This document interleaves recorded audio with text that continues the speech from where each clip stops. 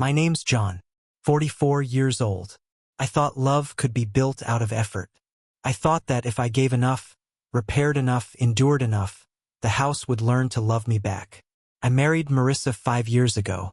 She had 2 sons, Tyler and Lucas, 12 and 10 when I met them, full of sharp laughter and the kind of confidence that comes from never being told no for long. Their father, Shane, was the ghost in the background. A voice on speakerphone twice a month. A promise that always ended with a silence. The kind of man who sends an emoji instead of showing up. When I first entered their lives, I told myself I could fill the space he left behind. I had a job in IT, stable, boring, safe. I bought a 4-bedroom in a suburb outside Phoenix, somewhere with smooth driveways and identical mailboxes. A place that looked like a second chance. At first, I mistook politeness for progress. The boys said thanks when I fixed their bikes. Cool when I helped set up the gaming console. Marissa watched from the kitchen, smiling like she believed this new version of family could work. I told myself, keep showing up. That's all it takes. Presence. Patience. Love measured in hours and receipts. I paid for school trips, braces, uniforms. Spent weekends sanding the deck, repainting the walls. The boys' rooms. I built them myself. Every shelf, every coat of paint. Each nail driven into the drywall like a vow. I believed they'd see that one day. That they'd grow up and understand what it meant for a man to stay. But children don't measure love in quiet sacrifice. They only notice what's missing. Shane sent messages. Can't make it this weekend. Tell the boys I love them. And they'd beam, as if those words could fill the empty seat at their baseball games. When he finally did show up, it was all fireworks. New sneakers, pizza, laughter that felt staged. Then he'd vanish, leaving me to handle the bills and the moods that followed. Still, I never complained. I told myself they'll see the difference. One day, they'll notice who keeps the lights on. But love built on endurance eventually turns into quiet martyrdom. The first cracks showed in small ways. Lucas ignoring me at dinner. Tyler rolling his eyes when I spoke. Little things that sting more than they should. Marissa would say, "They're just kids, John. Give them time." She said it so often it became her lullaby, the song she used to keep the peace. But peace is just silence stretched thin. One Saturday morning, I woke early. Made pancakes. Real ones, the kind my mother used to make with too much butter and the edges crisp from the skillet.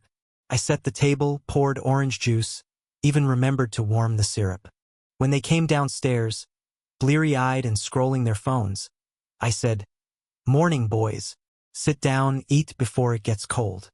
They didn't. Tyler grabbed a pancake with his hand, bit into it, said, "Shane's taking us to IHOP later anyway." Marissa didn't correct him. She just glanced at me, half apologetic, half helpless.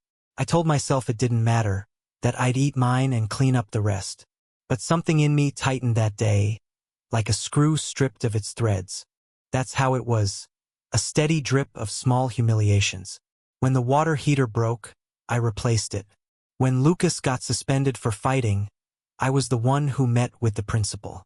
When Tyler needed a new baseball glove, I drove him across town to find the right one. Every gesture met with silence or worse, the polite kind of gratitude that sounds like dismissal. They never called me Dad. Not once. Just John. It's funny how a name can cut. For years, I carried that house on my back. Financially, emotionally, physically. I told myself that love was measured not by what you received, but by what you continued to give after being ignored. But there's a moment, a single, precise moment when the fantasy breaks. It was a Tuesday, late summer, the air thick enough to feel on your skin. Marissa was at work, and I'd just gotten home. Still in my office clothes, sleeves rolled up, sweat down my neck. The boys were in the living room arguing over the TV remote. "Hey," I said, "trash needs to go out. It's already pickup day." Lucas didn't move. "Do it later." "Now," I said, trying to keep my voice level. He turned then, eyes cold in that way kids can be when they know they hold the upper hand. "You're not our dad. Mom just married you. She didn't adopt you." Tyler looked up from his phone, gave a quick smirk. "Yeah, He's right. That was it. Nothing shouted. Nothing dramatic. Just words, simple, blunt, surgical. But they opened something in me that would never close again. I didn't yell. Didn't threaten. I just stood there, hands trembling, and said, "Okay." Then I walked out. Into the garage. The air smelled like oil and dust. I took out my phone, snapped photos of the second car, Marissa's SUV, the one I'd bought outright 2 years earlier. I listed it for sale. Then I sat in the driver's seat and unlocked every family credit card, removed the spending limits, handed control back to Marissa's email. It wasn't revenge. It was withdrawal, a quiet exodus from my own life. I looked around that garage. Tools hanging neatly, shelves lined with all the projects I'd fixed or started for them, and realized how much of myself I'd poured into things that never even registered. The house, the bills, the food, the weekends. None of it earned me a place in their story. That night, I didn't sit at the dinner table. I didn't ask about school. I just went upstairs, closed the bedroom door, and listened to the house hum without me. Marissa knocked once. "What's wrong?" "Nothing," I said. But the truth was simple. Something inside me had gone still. I had believed that effort could rewrite blood. That love was an equation you could solve with enough consistency. But all I had done was teach them that my giving was endless, that I would pay no matter how much they withheld. The next morning, I made coffee, packed my laptop, and left for work as if nothing had changed. But something had. A fracture that couldn't be seen, only felt. Deep in the quiet moments when you start counting everything you've given and realize none of it bought you a name. They thought they'd won a small argument. What they didn't know was that they had ended something sacred, the invisible contract that made me the man who stayed. From that day on, every act of kindness turned into a calculation. Every dollar spent tasted like bitterness. Every glance toward them carried the echo of that sentence. "You're not our dad." And maybe they were right. Maybe I was never their father. Maybe I was just the man who paid for the illusion of belonging. But illusions are expensive. And I had just stopped financing mine. They didn't notice right away. The silence of consequence always takes time to arrive. The morning after that argument, the one that ended with Lucas saying I wasn't their dad, I made breakfast for myself alone. Toast. Black coffee. The table looked enormous without the noise of them. Marissa's chair stayed empty. She had taken the boys to school early. I sat there, the house humming, and realized I had become a ghost who still paid the mortgage. That afternoon, the texts started coming in. "Tyler, Dad, the card's not working. Lucas, gas station won't take it." Then Marissa, "Hey, did something happen with the accounts? Amazon's declining." I answered all three the same way. "Ask your mom." They thought it was a glitch, some IT hiccup easily fixed. I let them think that. I went upstairs, packed a small bag, and booked a one-way ticket to San Diego. No explanations. Just clicked confirm, and felt a strange calm flood through me. Marissa came home late that night. I was already folding shirts into the suitcase. She stood in the doorway, confused. "You going somewhere?" "Yes," I said. "I need a break." Her eyes narrowed. "From what?" "From being everyone's unpaid servant." She laughed short, bitter. "You're punishing the kids for telling the truth?" I zipped the suitcase. "No, I'm stopping the lie that I'm still their father." Her face hardened. "They're just kids, John. I'm just tired," I said. "And that's not a crime." I left before dawn. No note. No apology. I drove myself to the airport in the half-light, the desert air cold enough to make my fingers ache on the steering wheel. I remember watching the sunrise break over the Phoenix skyline and thinking how beautiful it was to leave something behind. San Diego smelled like salt and second chances. The hotel was quiet, small, minimalist, a block from the ocean. I checked in, dropped my bag, and lay on the bed without turning on the lights. The sound of the waves came through the window, steady as breathing.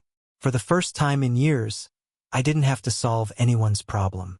I didn't have to check balances, fix plumbing, answer questions that began with "can you?" or "will you?" I slept for 12 hours straight. The next morning, I walked the shoreline until my shoes filled with sand. I watched families gather near the water, fathers teaching their children to throw frisbees, mothers chasing toddlers with towels. I studied them like a stranger studying a foreign ritual. They looked effortless, synchronized, natural. I wondered if I had ever looked like that with Marissa and the boys, or if I'd always been the odd shape in the family portrait, the stepfather trying too hard not to be invisible. I ate breakfast at a cafe near the pier, ordered pancakes I didn't have to share, coffee I didn't have to reheat for anyone. The waitress called me Han. That small word, unearned and meaningless, felt kinder than anything I'd heard at home in months. Day 2, I went to a bookstore, bought 2 novels I'd promised myself to read years ago but never found the quiet for. I sat on the balcony of my hotel, reading until the sun dipped into the ocean. The sound of the waves replaced the constant static that had filled my mind. By day 3, I started feeling something I hadn't in years: control. Every hour belonged to me. No one needed, no one demanded, no one diminished. I had become an island, and the solitude didn't scare me. It soothed me. On the 4th day, curiosity got the better of me. I turned my phone back on. The notifications rolled in like a flood. Marissa, you're seriously doing this? Tyler, need money for my skateboard repair. Why's the card frozen? Lucas, fridge is empty. Mom says she'll go shopping later. When are you coming home? Not one said I'm sorry. I read each message twice, then powered the phone off again. It was easier to listen to the ocean than to the sound of my own family asking for more. I stayed 2 more nights. On the 5th day, I walked the pier and watched the fishermen haul in their catches, the air heavy with salt and diesel. An old man sat beside me, mending his nets. We didn't talk, but he looked at me once, nodded, as if he recognized the quiet ache in another man. I nodded back. That small acknowledgement felt like confession. I began to think about what I'd returned to: the house, the cold dinners, the unspoken resentment that had built into a wall. I realized something painful. I didn't miss them. Not really. I missed the idea of them. The version I had invented, the family that existed only in my hope. That night, I wrote a letter I never sent. I wrote, I gave you everything. My time, my labor, my patience. And you treated it like background noise. Maybe this break will teach you what silence actually sounds like. Then I tore it up. They wouldn't read it, and if they did, they'd call it melodramatic. When I finally checked out, the clerk asked if I'd enjoyed my stay. I said, yes, too much. The drive back to Phoenix felt like crossing a border between 2 versions of myself: the man who gave without limit and the man who finally stopped. When I pulled into the driveway, the house looked different. Not physically. The same tan stucco walls, the same potted plants by the door. But there was a coldness in it. A stillness that told me I had been replaced or worse, forgotten. Inside, no one rushed to greet me. Tyler was on the couch, headphones in. Lucas didn't even look up from his phone. Marissa was at the sink, washing dishes that weren't mine. Hey, she said, flat. Hey, I answered. No hug, no smile. Just a transaction of syllables between strangers. That night, I unpacked slowly, one shirt at a time. Marissa passed by the bedroom doorway. So, she said, feel better? I feel different. Her tone sharpened. You're still part of this family, John. Don't make it harder than it has to be. I looked at her then, really looked. The exhaustion around her eyes, the quiet defensiveness in her posture. I'm part of this family, I said. But they don't see me as family. They see me as a resource. She shook her head. You're overreacting. They're just kids. They're not kids anymore, I said. They're young men who think they can spit on me and still eat at my table. She opened her mouth, then closed it. Walked away. That was the last real conversation we had that week. I started spending evenings in the garage, fixing what didn't need fixing, cleaning tools already clean. It became my chapel, the only space where my labor stayed mine. Sometimes I'd hear the boys laughing upstairs, the same laughter that used to mean something. Now it just sounded like proof that they didn't miss me. But silence has power. The less I did, the more they noticed. When the Wi-Fi crashed, no one fixed it. When the smoke alarm beeped for new batteries, it kept beeping. When the groceries ran out, Marissa had to budget her own paycheck for the first time in years. I wasn't cruel. I was consistent. I simply stopped filling the gaps they refused to see. A week after I returned, Tyler came to my room. He knocked once, awkwardly. "Can you give me a ride to practice? Mom's busy." I looked up from the laptop. "Did you ask your dad?" He sighed. He ghosted again.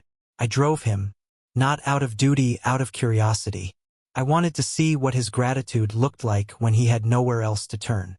It looked like silence, but at least it wasn't contempt. Later, Lucas knocked too. His laptop wasn't connecting. The water heater wasn't working. He didn't say sorry, but he said please. It was a start. Marissa watched all of it from the corner of her eye. She said nothing.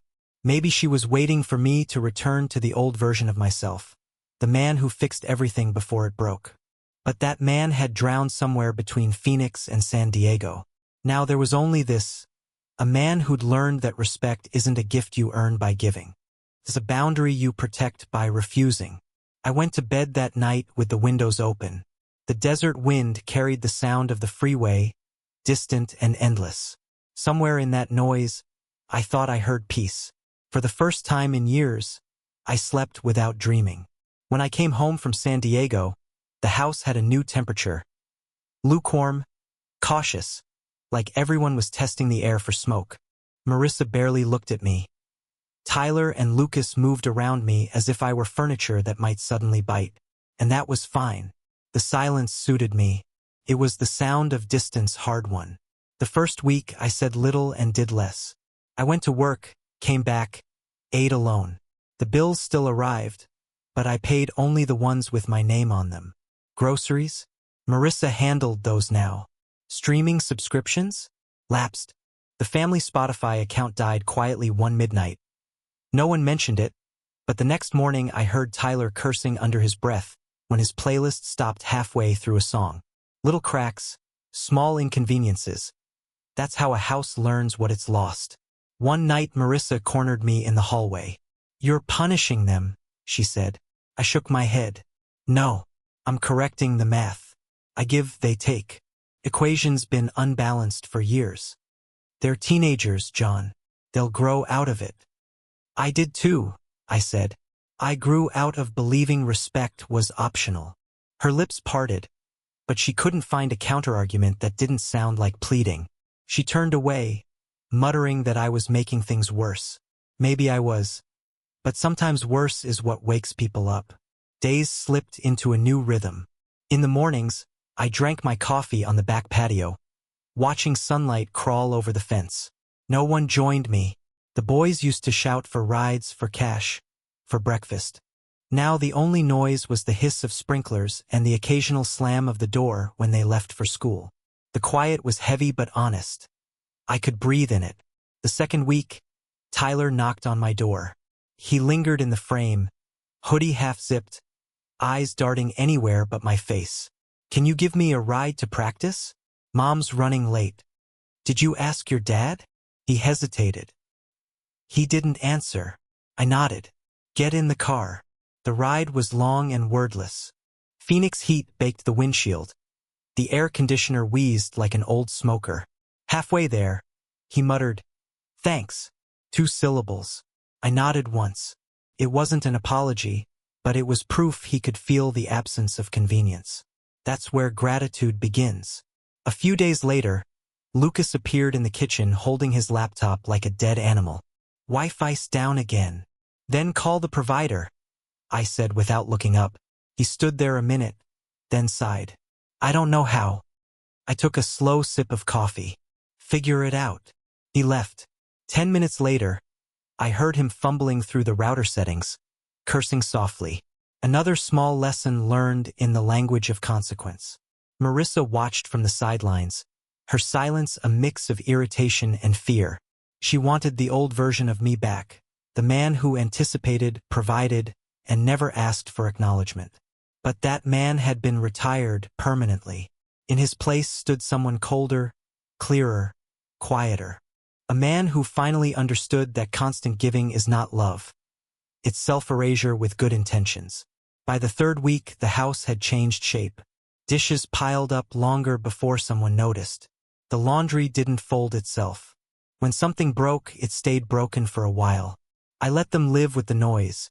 The faucet's slow drip, the garage light that flickered at night. Small ghosts of maintenance haunting every corner. Each one whispered the same thing: he used to handle this. Marissa finally confronted me on a Sunday evening. She stood in the doorway of the garage where I was tightening bolts on a bike I no longer rode. "John, this isn't sustainable," she said. "You can't keep acting like a tenant." "I'm not acting," I said. "You're still part of this family."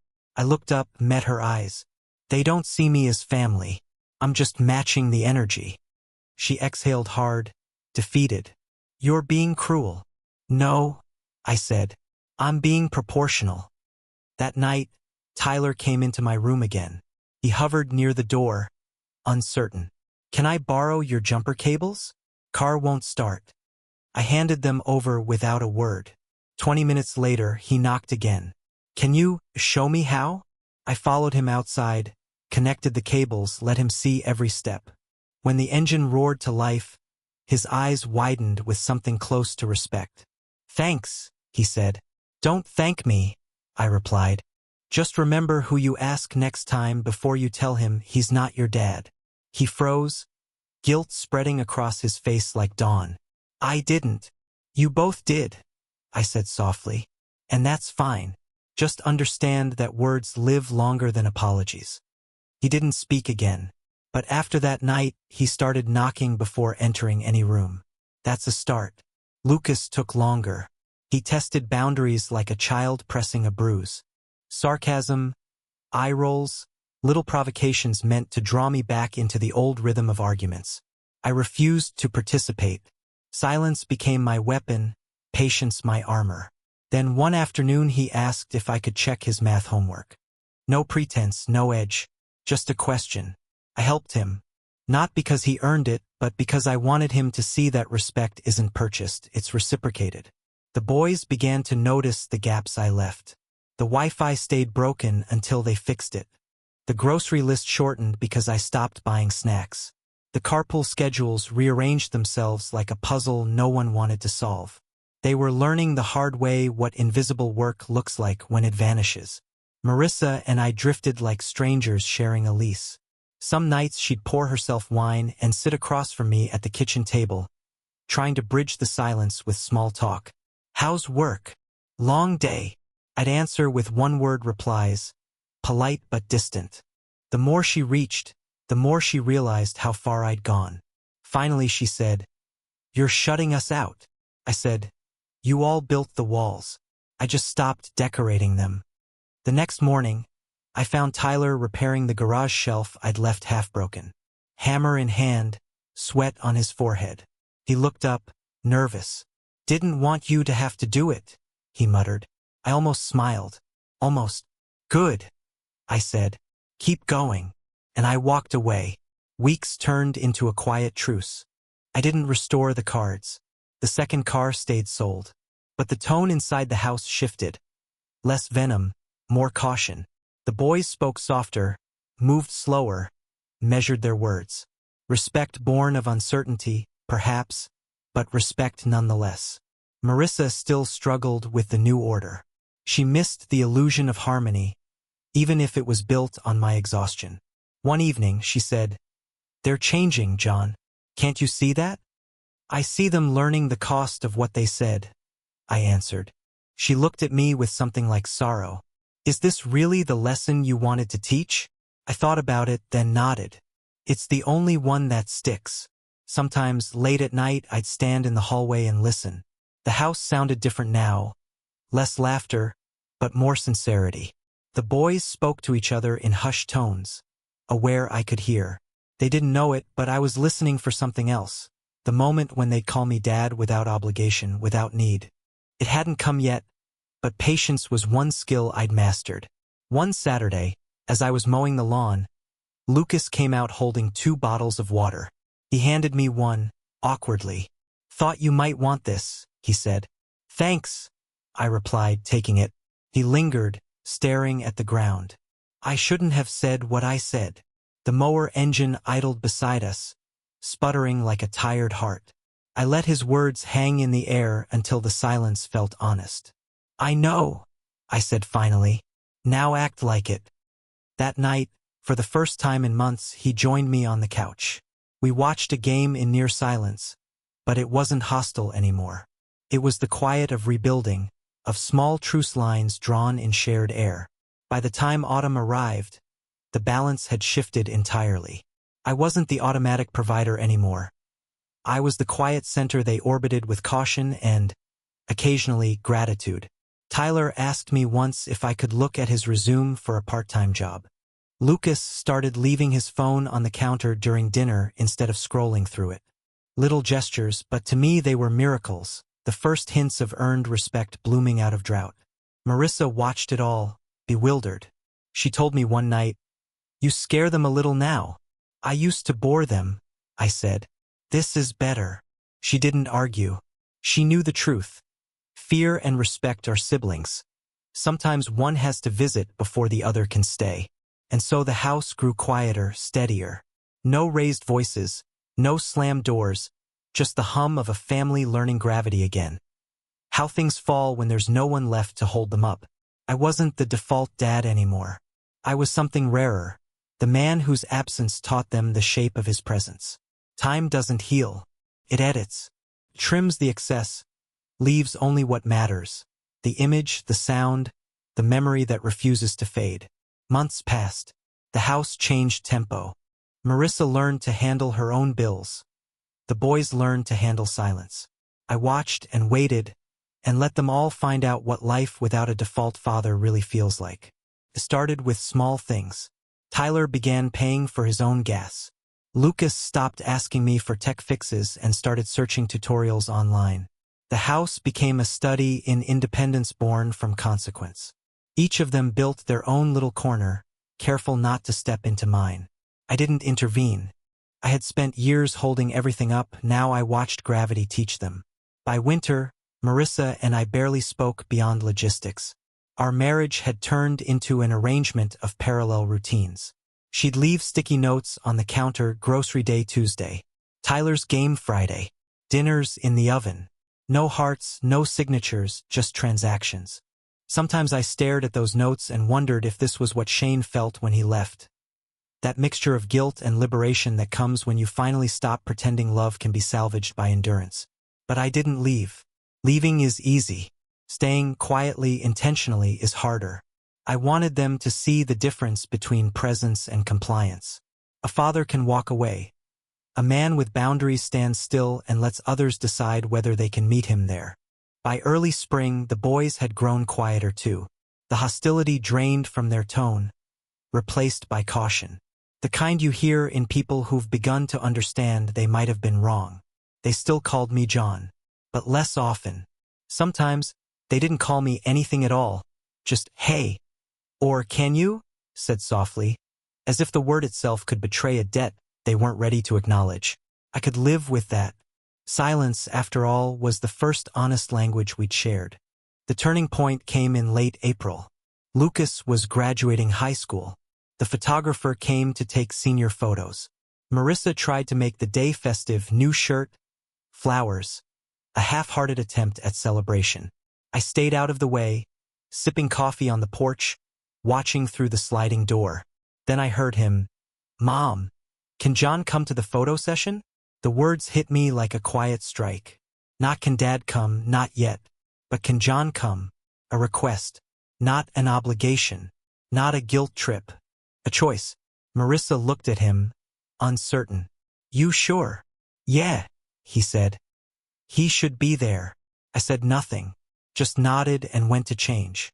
The studio was cold, the lights too bright. Lucas stood in front of the backdrop, smiling the way teenagers do. Awkward, half-committed. Between takes, he glanced at me. "How's it look?" he asked. "Like a man trying to be better than he was yesterday," I said. He smiled then, small, real, the kind that stays. Later, when the photographer asked who he wanted in the final portrait, he pointed at me. Not his mother. Not his brother. Me. That night, he posted the photo online. The caption read, "My mentor. My example. No tags. No embellishments. Just that." Marissa showed me the post as if I hadn't already seen it. "You must feel proud." I did.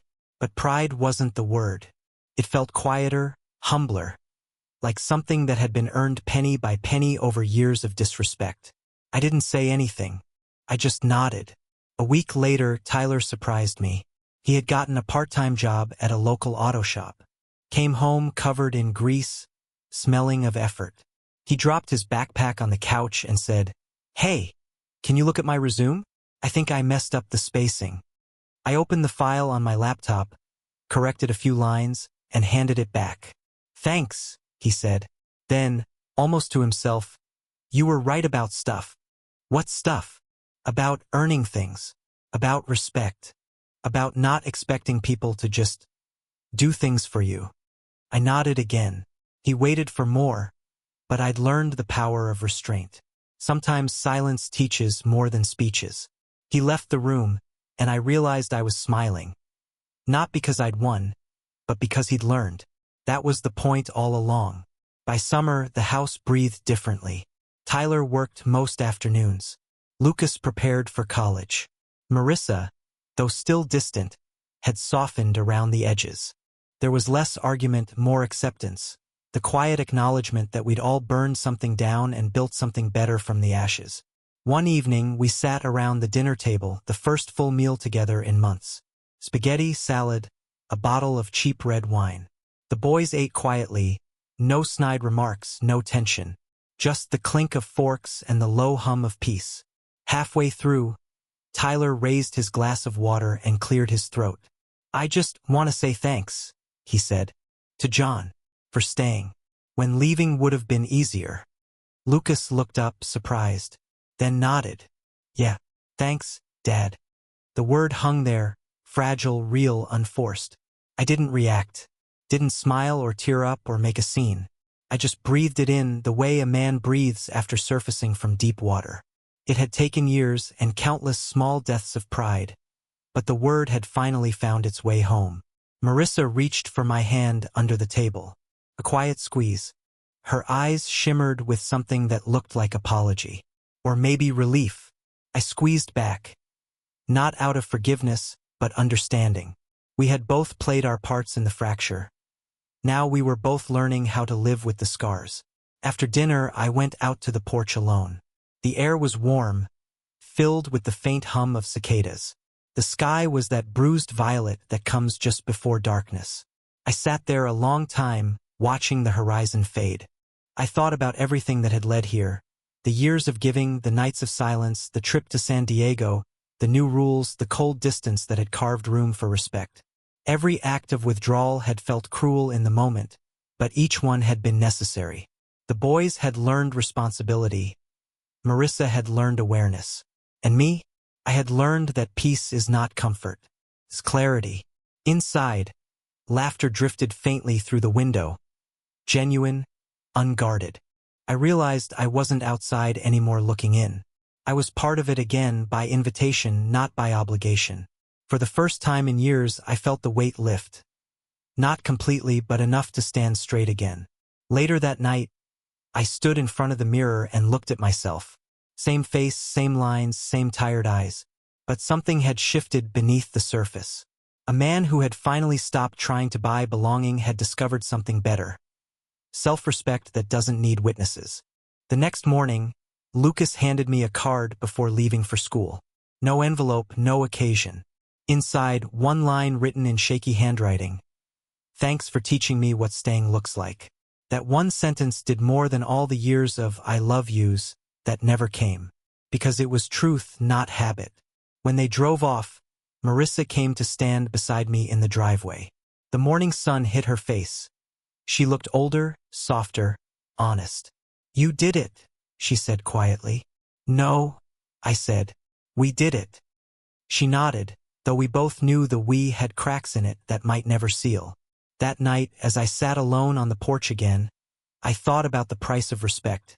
How much of yourself you have to burn before others see the light. I had spent years confusing love with service, patience with weakness, forgiveness with submission. But now I knew better. Respect can't be bought. It begins the moment you stop paying for it. And if they still come back after that, if they look you in the eye and call you dad without shame, then you finally know what you were fighting for all along. I took a long breath, closed my eyes, and let the quiet fill me. Because the truth is simple. I didn't win them back by giving more. I won them by finally giving nothing.